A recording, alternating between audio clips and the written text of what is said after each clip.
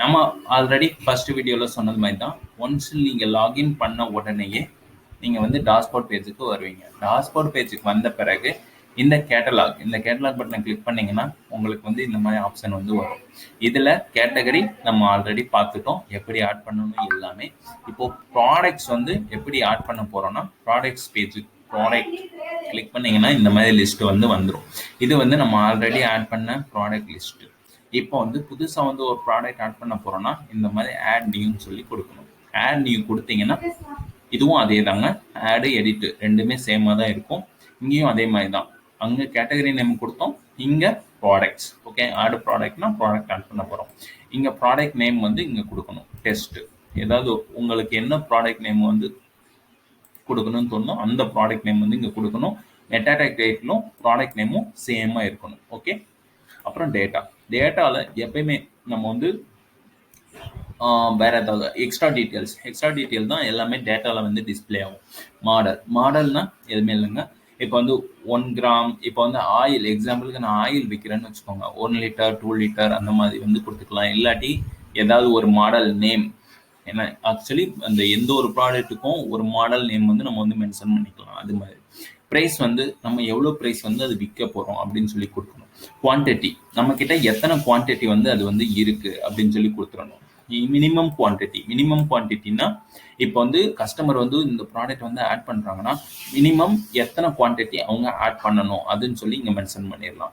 Okay, subtract ஸ்டாக்னா இது வந்து once customer வந்து பை பண்ண உங்கள் ஸ்டாக்கோட குவான்டிட்டி வந்து கம்மியாயிட்டே வரும். இப்போ எக்ஸாம்பிள் 10ன்னு கொடுக்குறோமா, ஒரு குவான்டிட்டி பர்ச்சேஸ் பண்ணிட்டாங்கன்னா 9 அப்படின்னு சொல்லி மாறிடும். Okay, out of stock status, இது 2 to 3 டேஸ்க்குள்ள வந்து இந்த ப்ராடக்ட் வந்து உங்களுக்கு வந்து ஆக்சுவலி கஸ்டமர் உங்களுக்கு வந்து இந்த ப்ராடக்ட் வந்து செல் ஆயிரும். அந்த மீனிங்லாம் 2 to 3 டேஸ் வந்து மென்ஷன் பண்ணிப்பாங்க. நீங்கள் இதை வந்து இன்ஸ்டாக்னு கொடுத்துக்கலாம். ஓகே, ரெக்யூர் ஷிப்பிங் வந்து அதாவது இப்போ எக்ஸாம்பிள் 2 வகையான ப்ராடக்ட் வந்து இருக்குது.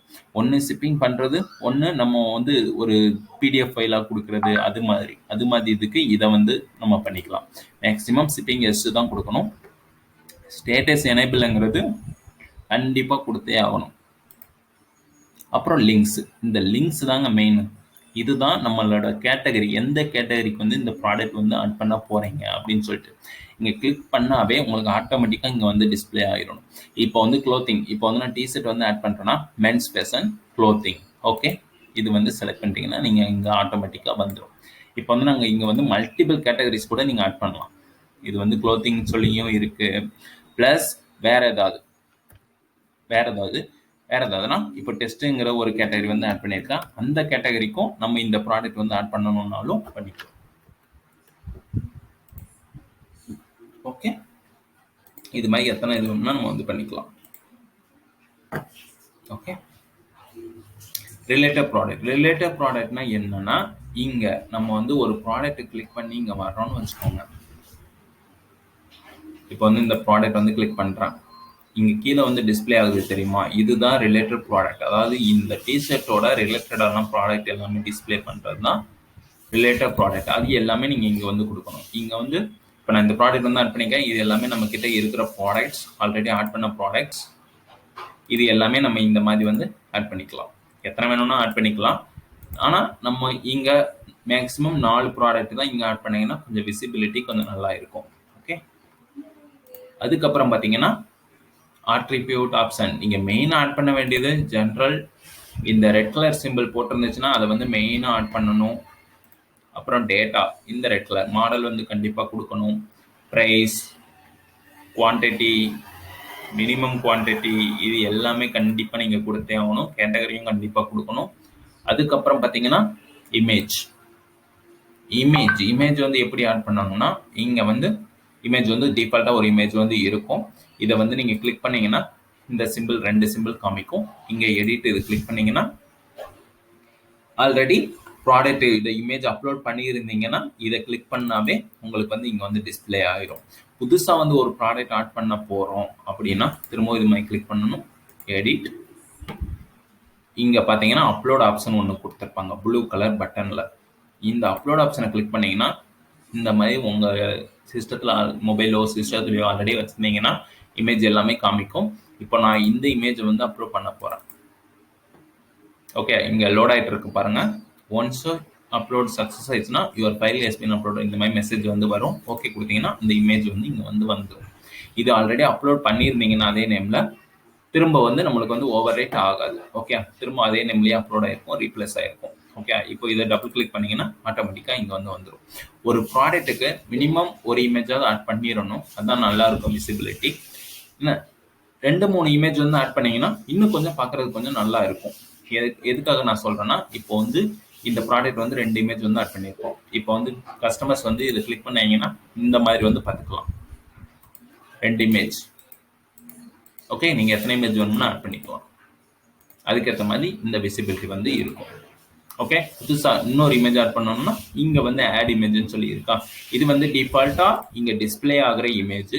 இந்த இமேஜ் எல்லாமே நீங்க இந்த அடிஷனல் இமேஜஸ்ல போய் ஆட் பண்ணிக்கலாம்.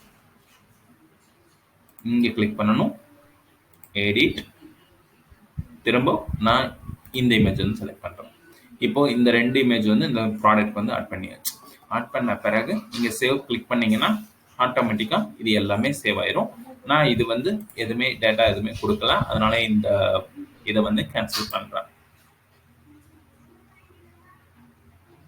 கேன்சல் கொடுத்தீங்கன்னா இங்க லிஸ்ட் பேஜ்ல வந்து வந்துடும். இப்போ நம்ம ஆல்ரெடி ஆட் பண்ண வந்து ப்ராடக்ட்டை வந்து நம்ம எக்ஸாம்பிளுக்கு பார்க்கலாம்.